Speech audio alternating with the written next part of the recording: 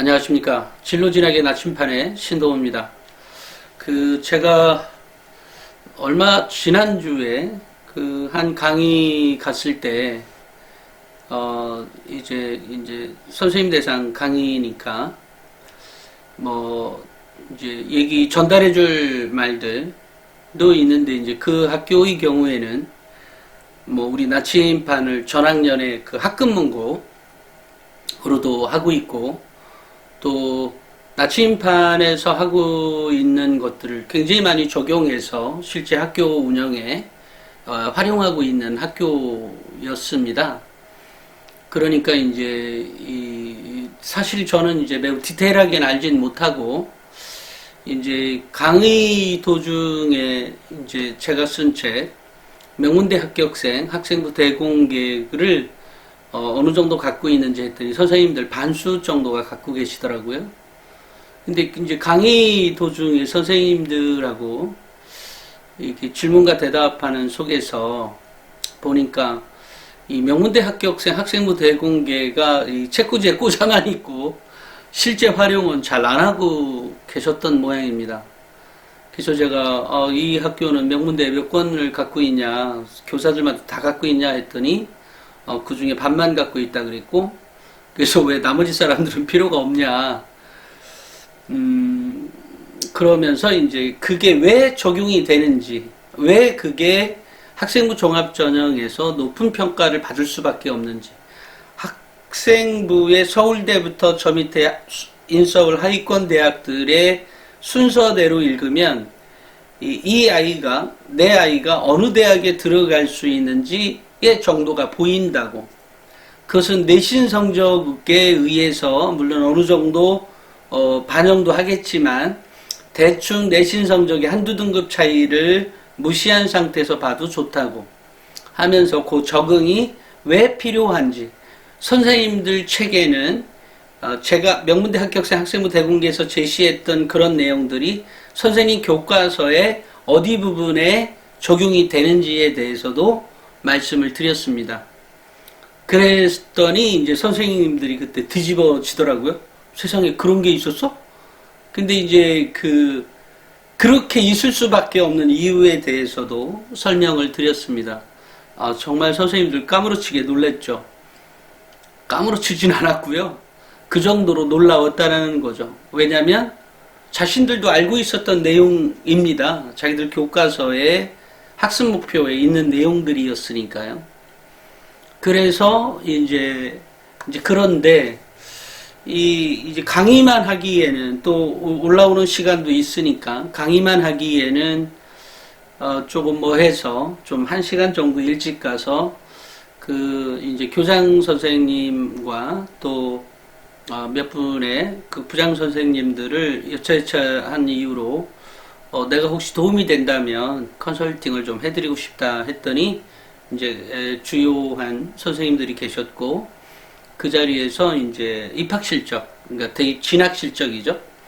대입 진학 실적 상위 한 10개 대학 것만 주시면 학교에 어떤 문제가 있는지를 말씀드리겠다라고 했더니 진학 실적 3년간 것들도 가져오셨길래 3년 것까지는 필요 없었지만 그래도 이제 먼저 온 거 2019학년도 자료를 보고 또 마침 또 그 다음에 또 인쇄가 또 가져온 게 이제 2018학년도 것까지 있길래 보면서 학교에 현재 문제가 되는 것은 창체 활동을 잘하고 있지만 창취 활동을 하고 있지만 어떤 부분에서 문제가 있는 것 같다.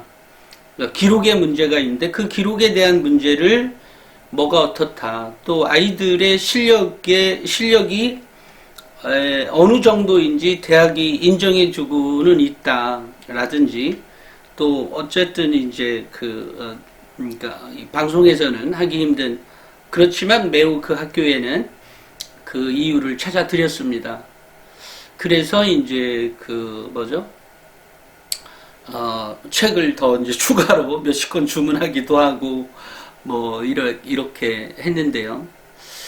저는 이런 생각을 합니다.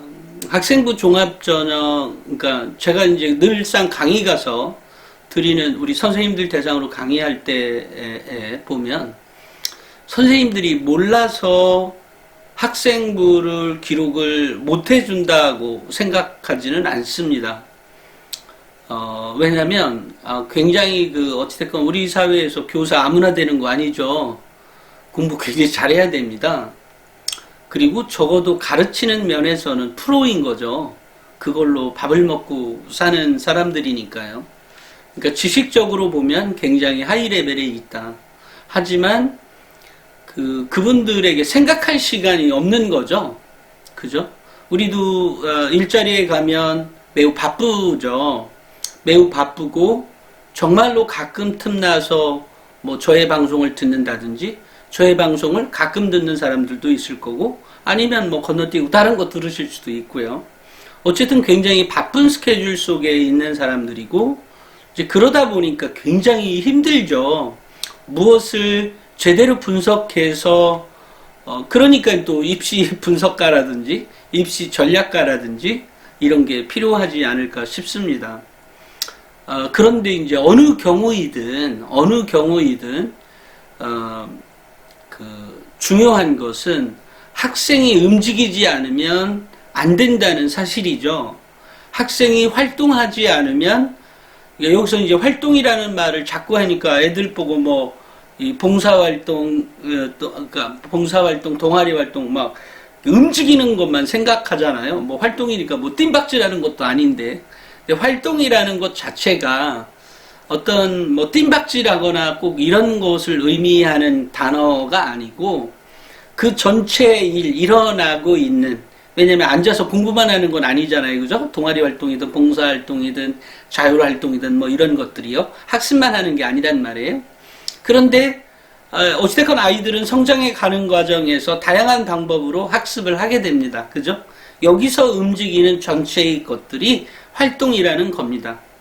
그러니까 이런 활동을 하는 데 있어서 이제 많이들 활동이니까 이렇게 애들 움직이는 것만 생각한단 말이에요. 근데 실은 대학들은 그 활동에서조차도 설령 엄마가 그렇게 생각한다고 해도 대학의 입장에서는 그런 활동에서 오는 아이들의 태도나 자세나 열정도 보지만 거기에서 묻어나는 학업 역량까지도 확산해 갈 수 있는 아이. 그런 아이라면 우리가 선발할 수 있다라는 거죠.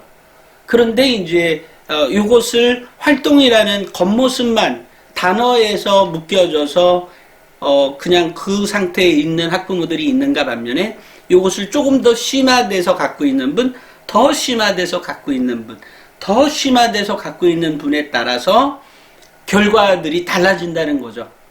마찬가지로 이런 상황이 우리 엄마에게만 있는 것이 아니라 또는 우리 아빠에게만 있는 것이 아니라 학교에서도 공통적으로 갖고 있는 문제점인 거예요. 그런 겁니다. 그러니까 활동을 잘하고도 기록을 잘못해서 좋은 대학에 합격하는 율이 떨어지는 경우도 있는 거고요. 그러니까 상태가 굉장히 다양합니다. 근데 이제 한 3, 4주 전에 제가 읽었던 그러니까 댓글 중에 한 학부모님의 글이 내 마음을 너무 아프게 한 게 있었어요. 그때 무슨 영상이었는지는 모르겠고요. 선생님, 그러니까 선생님, 고등학교 현실을 잘 모르시네요. 학종원 평가가 주관적이고 열심히 해도 우수한 아이도 담임 잘못 만나면 평가가 달라집니다. 뭐 이렇게 이제 댓글을 달아 놓으셨어요. 한 학부모님이 이름은 그러니까 엄마인 것 같아요. 그래서 제가 나도 학교에서 강의도 하고 애들도 많이 만나기도 하고 하는데 고등학교 현실을 모른다고 하면 이거 뭐라고 설명을 해야 되나 라는 생각이 들었어요. 그러니까 무슨 얘기냐면 실제로 이런 게 존재하죠. 존재할 수 있는 거죠. 담임을 잘못 만나서 담임을 잘못만, 그런데 이제 여기서 이런, 학부모님한테 이런 말씀을 드리고 싶은 거예요. 담임을 잘못 만나서 기록이 안 좋다라고 하는 것, 담임이 기록할 수 있는 것은 자율활동과 또, 담임이 맡고 있는 과목, 세특사항과, 또 행특사항인 거죠. 근데 여기서 중요한 것은 어느 경우이든, 아이의 역량은 또 다른 과목의 선생님들, 이 선생님 말고도 10과목 선생님이 또 있단 말이에요. 그 선생님들의 기록들, 또 동아리 선생님, 동아리 담당 선생님은 자기 담임이 아니거든요. 그 선생님의 기록, 또 봉사활동의 기록도 있는 아이가 있고, 현재 1학년이라면 없다면, 또는 진로활동은 또 전혀 별개의 것이죠. 그러니까 이 학부모님이 말씀하시는 것은 이 학부모님을 욕하고 싶어서 이 영상을 찍는 게 아닙니다. 뭐냐면 매우 중요한 사실이 이 안에 내포되어 있기 때문이에요. 그게 뭐냐면 학생이 활동하고 있는 학생의 태도나 이것은 담임이 그냥 써주기도 하고 안 써주기도 하고 뭐 그런 거니까 안 써주는 담임 욕할 수 있습니다. 하지만 아이가 했던 활동들 중에 이 아이만 했던 활동, 예를 들어 그것이 발표일 수도 있고 질문일 수도 있고 또는 보고서나 소감문 활동일 수도 있고 또는 독서를 통해서 뭔가 하는 활동을 제출한 것까지 그것까지 안 적어주는 교사는 없거든요. 다시 말해서 이 말은 이 아이가 활동하지 않았기 때문에 기록해주지 않았다는 사실이죠. 물론 같은 기록이라도 더 확실하게 기록해주면 더 나을 수 있죠. 그렇지만 그것은 한나의 선생님에 지나지 않는다. 한 과목의 선생님이고 나머지 9과목, 10과목 선생님이 또 있잖아요. 은미채 선생님 포함해서 그 활동에서의 활동까지도 생각해 보시라는 거죠. 이러고도 내 아이 못 적어주니까 문제가 있다라고 하는 거죠. 물론 담임이 잘 만나는 것뿐만이 아니라 이 담임이 미쳐가지고 30명 전체에다가 빡빡하게 아이들의 개별의 특성을 또 능력을, 역량을 다 기록해주는 그런 미친 교사는 대한민국에 없습니다. 미친 거예요. 왜? 9등급한테 누가 그렇게 적어줍니까? 걔 아무런 필요도 없어요. 물론 어떤 특정한 과목에서 1등급이 나온다면 또 별개의 얘기지만 왜냐하면 7, 8, 9등급이라고 하는 아이들이 매우 예외적으로 있는 얼마 전에 찍었던 괴물 같은 그런 아이나 있는 것이지 일반적으로는 없거든요. 그러니 또 하나는 애한테 그렇게 기록해 주고 싶어도 기록해 줄 만한 내용이 요만큼도 없어요. 더군다나 또 그 중에는 싸가지 없는 애까지도 있잖아요. 아직 매우 싸가지 없는 애들도 있는 거잖아요. 우리 그 학교 다닐 때 다 있잖아요. 우리 반에 한두 명은 있지 않았어요? 모든 반은 아니었나? 그래도 가끔 싸가지는 없어도 그나마 선생한테는 잘하는 그런 애들도 있지만 아예 선생 무시, 애들 무시, 지 맘대로 하는 애들도 있잖아요. 그런 거죠. 그런데 그런 애들한테도 뭔가를 적어줘요? 그럴 순 없죠. 물론 그런 아이의 엄마가 이 방송을 보지는 않을 것 같아요. 그죠? 거의. 하지만 뭐 또 보는 학부모도 계시겠죠. 어찌됐건 제가 말씀드리고 싶은 얘기는 열심히 해도 우수한 아이는 담임이 기록해주지 않았다면 또 다른 선생님들이 기록해준다. 진로활동이나 동아리 활동이나 타 과목 선생님이 기록해준다. 이런 거죠. 물론 그것 때문에 담임이 기록해주지 않아서 문제가 된다라고 하는 것은 자율활동과 행특활동인데 행특활동 그렇게 무대뽀로 이상하게 적는 교사는 없습니다. 행특은. 기본적인 것은 다 합니다. 그리고 행특에서 학업 역량이 절에서 서울대 떨어지고 이런 일은 발생하지 않습니다. 그것 때문에. 왜냐하면 다른 과목이 우수하게 기록되어 있을 테니까 담임 때문에 좌우되는 일은 없을 거라는 거죠. 아니, 실제로 그렇습니다. 그래요. 보면. 그렇기 때문에 지금 이 학부모님 말씀처럼 고등학교 현실을 잘 모르기 때문에 이렇게 뭐 선생님들이 이게 어쨌든 뭐에서 찍었는지 모르지만 학종원 평가가 주관적인 건 맞죠. 어쨌든 나의 기준에 의해서 적는 거 맞습니다. 하지만 그 나의 기준이라는 것은 교사가 한 명이 아니라 10명 있다는 거죠. 그 교사가 같은 아이를 똑같이 싸가지 없다면 싸가지가 없는 거죠. 근데 우리 그렇게 적어주는 교사는 아무도 없습니다. 없거든요. 나머지는 아이가 실제 활동한 거에 근거해서 기록해 줍니다. 이 방송을 보시는 학부모, 아직 아이들이 학교를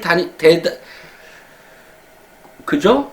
거의 모든 학교가, 100%의 학교가, 100% 아닐지도 모르니까, 거의 모든 학교가 어찌됐건 지금 학교를 다닙니다. 제가 이전 방송에서 얘기했던 것처럼 단 하루가 남았더라도, 단 이틀이 남았더라도 활동을, 소감문 활동이든 보고서 활동이든 아니면 선생님과 의사소통하든 질문을 하든 선생님이 끝나면, 그 수업이 끝나면 질문을 해서 그렇게 하든 뭔가를 해라는 거죠. 그런데 얼마 전에 책 쓰는 것 때문에 그 괴물아이하고 이제 어젠가 통화했더니 그 아이가 이런 말을 해요. 너는 그래 질문을 어떻게 했니? 라고 하니까 수업 중에 하면 방해가 될 것 같아서, 물론 수업 중에 내용만 가지고 질문했다면 수업 중에도 했었겠죠. 근데 그날 수업의 내용이 아닌 또 다른 수업이거나 아니면 선생님 저 책 뭐 읽어야 돼요? 라든지 이런 질문이었는지 모르지만 어쨌든 수업이 끝나고 나서 곧바로 찾아가서 안문 나가실 때 질문을 했다. 또 이제 그 아이 말 들어보면 좀 나이 드신 선생님들의 경우에는 그날따라 수업 분위기가 매우 안 좋았다면 선생님 오늘 많이 피곤하셨죠? 라고 하면서 질문을 했다고 하길래 제가 껄껄껄 웃었습니다. 어느 경우이든 선생님이 아이들에게 먼저 다가가는 경우는 매우 특이한 경우죠. 아이가 오늘따라 너무 피곤해, 그러니까 너무 이상하다거나 갑자기 오늘 얘기해 줘야만 뭔 일이 막아야 될 것 같다라든지 어쨌든 매우 특이한 상황인 거고, 실은 그러니까 선생님은 혼자니까 학생들이 먼저 선생님과 의사소통하는, 말을 건네고 선생님도 매우 피곤한 직업이거든요. 그 중에 수업하기 싫은 애들 앞에서, 수업 받기 싫은 아이들 앞에서 그 중에 반은 수업을 한다는 게 보통 힘든 게 아닙니다. 보통 저는 못합니다. 저는 열받아서 못합니다. 그런데 그것을 이렇게 어쨌든 해내야 되잖아요. 자기 업이기도 하고 또는 가슴 한켠에 남아있는 사명감일지도 모르죠. 그죠?